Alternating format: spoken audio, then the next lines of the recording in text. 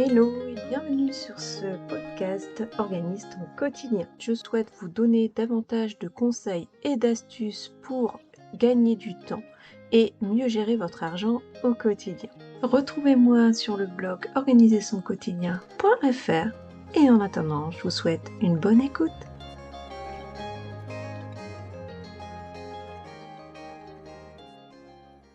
Aujourd'hui, je voulais tout simplement vous faire mon bilan du mois d'avril au niveau du budget, comme je fais en fait chaque fin de mois. Et donc aujourd'hui, je voulais vous dire les changements que j'ai entrepris, notamment au niveau des courses alimentaires et qui m'ont permis donc de faire quelques économies. Alors, jusqu'ici, je fonctionnais notamment avec le système des espèces. Et là, je suis repassée au paiement par carte bancaire en partie. Pourquoi? Je vais vous expliquer. En fait, depuis le confinement, même un petit peu avant, j'avais prévu de me remettre au Drive parce que j'ai fait une liste, en fait, de tous les aliments, articles et produits dont j'ai besoin pour un mois et j'ai souhaité un petit peu modifier tout ça.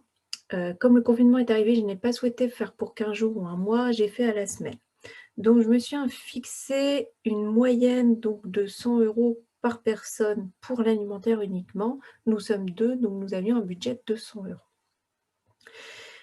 Comment ça se passait? C'est que je passais ma commande de ces produits et du coup, c'était bien pratique en plus parce que j'avais pas ce stress, j'avais pas à prendre du coup un caddie. Je suis allée uniquement après avec un sac cabas pour faire le complément, acheter notamment le frais, les fruits et légumes que vous n'avez pas forcément en drive, puis il n'y a pas tout, et notamment le poisson, la viande.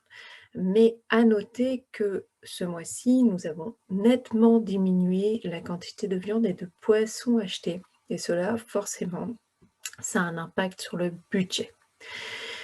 Donc je procédais comme ça, je payais en carte bancaire puisque le drive où je vais n'accepte que les cartes bancaires à l'avance et le reste, je réglais en espèces. Ainsi, donc, au niveau des différentes dépenses que je note toujours dans mon filofax, j'en suis arrivée à, bon, j'ai dépassé un petit peu, hein, j'en ai eu pour près de 300 €, donc les 200 €, faudrait y revenir. Après, c'est vrai qu'au tout début du mois, j'en ai eu pour un petit peu plus cher, puisque j'avais de nouveau à remplir le congélateur, mais après comme ça, j'ai eu moins à acheter aussi.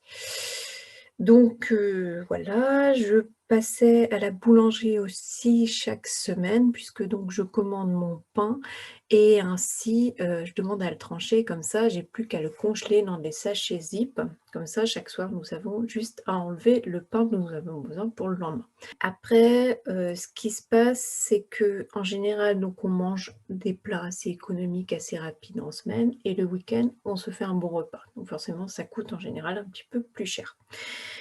Dans la liste des différents repas, je pourrais vous mettre un récapitulatif vu que je les ai notés, dans la newsletter que j'envoie le lundi matin. Si d'ailleurs vous voulez vous abonner, n'hésitez pas, je vous laisse un lien en barre d'informations.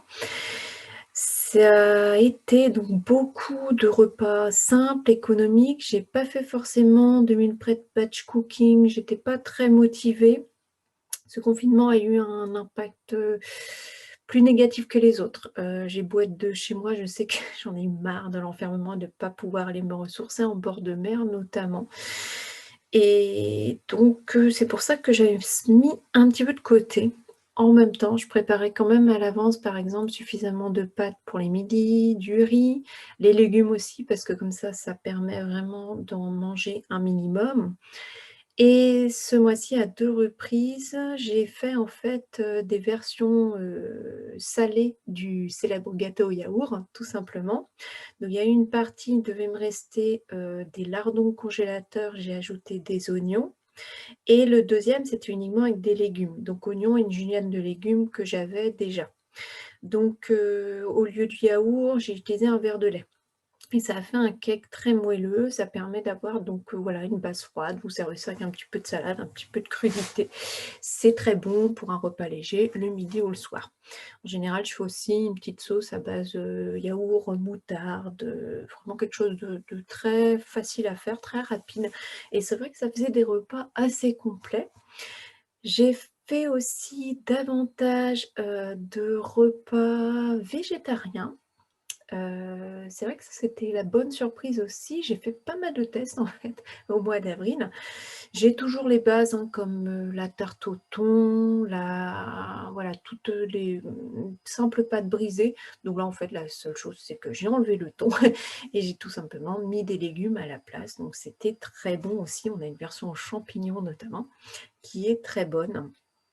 Et tout cela m'a permis vraiment de, voilà, bien manger sans trop me prendre la tête avec, la cuisine d'avance.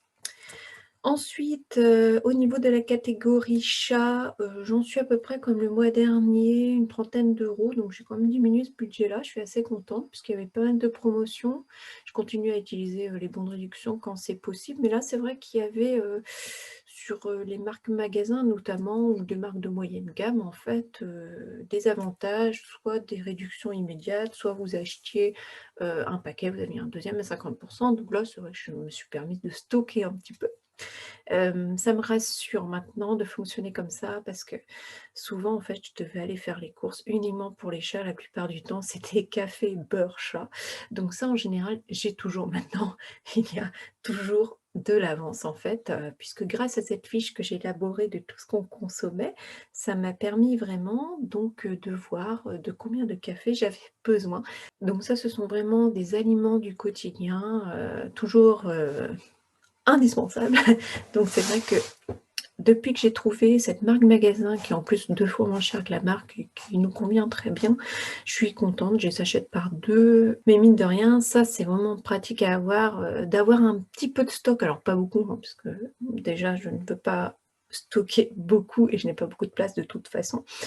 Mais c'est vrai que ça, ce fonctionnement franchement, rien que pour, le matin aussi, les aliments du matin, ça je trouve ça très pratique d'avoir suffisamment de quoi voir venir.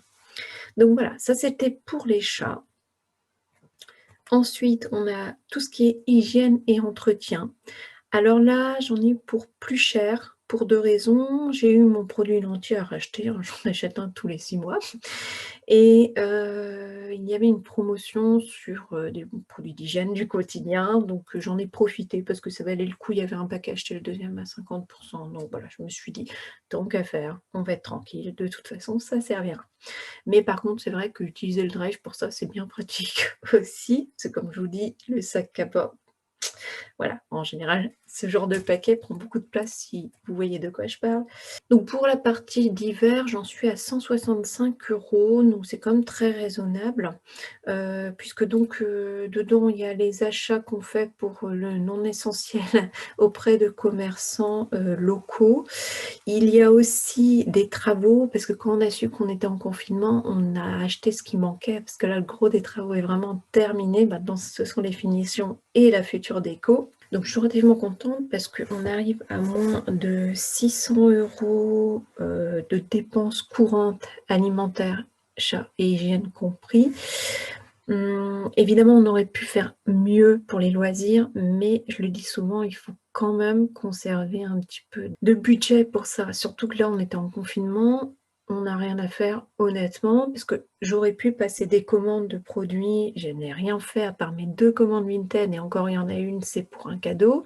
Le 2e, c'est une paire de chaussures qui était sur ma wishlist, mais je devais la payer, neuve, elles étaient une vingtaine d'euros avec les frais de port et encore je voulais m'acheter même une paire, de chaussons en plus. Donc j'avais budgétisé 38 €, il me semble. Et ben là, j'ai payé 6 €. Donc elles sont en très bon état en plus. Une petite rayure, mais de rien du tout, puis c'est normal sur ce type de matière. J'en suis ravie, idem pour le cadeau. C'est vrai que ce sont des produits c'est des livres en fait en très bon état, que j'avais déjà acheté d'ailleurs auprès de Sedminty. Voilà, j'ai passé les commandes ce week-end, j'ai été les chercher aujourd'hui jeudi, donc c'est la seule chose et c'était alors que je me suis déplacée pour, du coup acheter le pain et les fruits et légumes. Donc c'est une bonne façon de faire, je me dis. Puis voilà, c'est vrai que limiter en fait, ses dépenses comme ça, pouvoir se faire plaisir ailleurs. Nous avons prévu donc, de mettre un petit budget pour la décoration, alors pas énorme, mais c'est vrai que mine de rien, mon challenge 10 € pour 10 jours va me servir pour ça. Donc pour continuer sur l'épargne, donc j'ai 3 types d'épargne. J'économise pour le fonds d'urgence 30 € en début de mois, 20 € chaque lundi pour l'épargne projet et enfin donc pour ce challenge 10 € tous les 10 jours, en fait, il continue. Donc là, je suis à 110 € arrivée à la fin du mois. J'en suis très contente parce que voilà, ça va me permettre d'avoir un petit apport, on va dire, pour l'achat du canapé et ça me rassure aussi de continuer à tenir bon sur cette épargne et enfin pour le découvert, à part un petit imprévu, donc qui n'est pas comptabilisé là-dedans parce que ça ne fait pas partie des 4 catégories, c'est vrai que j'ai un petit peu moins avancé sur mon découvert, mais voilà, c'est à peu près respecté. D'ailleurs, pour gérer l'imprévu, j'ai préféré utiliser mon compte plutôt que prendre de côté. Pour moi, c'était important d'avoir cette épargne. C'est vraiment rassurant et en plus, on est beaucoup plus serein grâce à tout ça. Voilà, j'espère que cet épisode vous aura plu. Vous retrouvez toutes les informations liées à cet épisode en barre d'informations et aussi sur le blog organisationquotidien.fr. Je vous dis à très bientôt. Bye.